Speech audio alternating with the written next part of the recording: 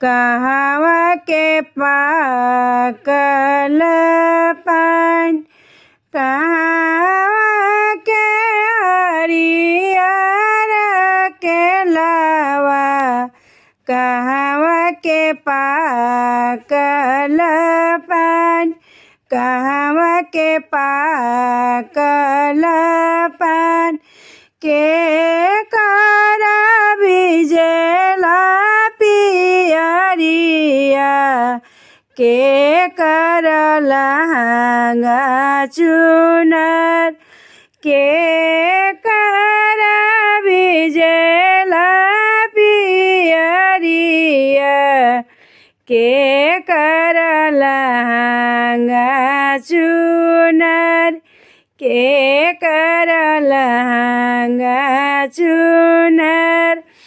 हाजीपुर के हरियर केलवा, पटना के पाकल पान, हाजीपुर के पाकल पान, हाजीपुर के हरियर केलवा, पटना केरा पान, बलमा जी के भिजेला पियरिया, सरोज दे के लहंगा चुनर, बलमा जी के भिजेला पियरिया, सरोज दे के लहंगा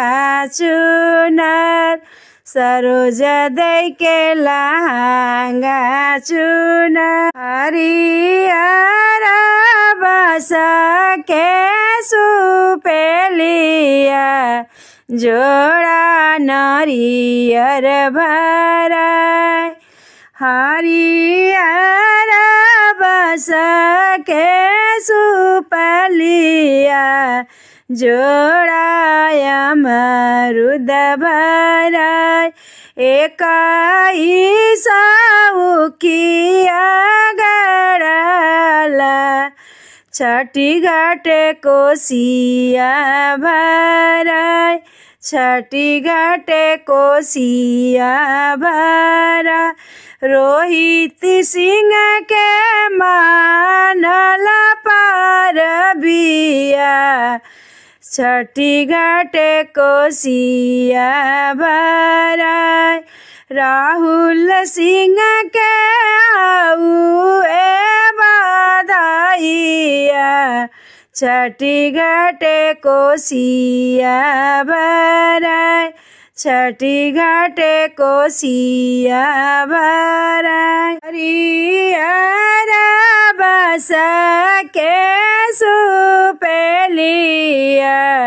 सब फलवा भराय, सब फलवा भराय, बेटिया के सुंदर घर बरवा, सुखी मिले सनसर, सुखी मिले सनसर, बेटिया के मंगी बड़ा घरवा, सुखी सुंदर परिवार, सुखी सुंदर परिवार। कहवा के हरियर केलवा, कहवा पाकल पान, कहवा के पाकल पान, कवन सिंह के बीजे ला पियरिया, कवन दे के लहंगा चुनर, कवन दे के लहंगा चुनर।